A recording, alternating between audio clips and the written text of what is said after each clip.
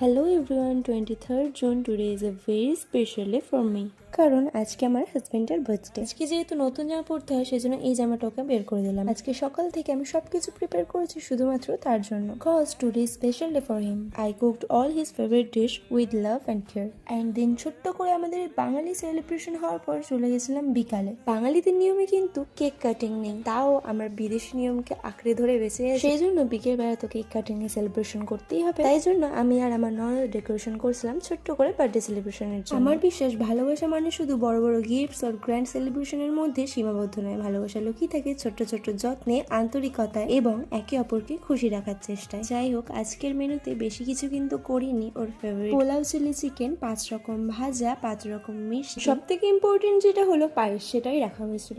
তো এই যে ছোট্ট করে প্রিপারেশন আমাদের তরফ থেকে, জানি না কতটা ভালো লেগেছে, আশা করি ভালো লেগেছে। আজকের এই আয়োজন যদি তোমার মুখে একটুখানি হাসি এনে দিতে পারে তাহলে আমার সমস্ত পরিশ্রম সার্থক। And your smile is my greatest reward. ভিডিওটা কেমন লাগলো একটা লাইক, কমেন্ট, শেয়ার করে জানাবে। দেখা হচ্ছে নেক্সট ভিডিওতে, ততক্ষণে বাই।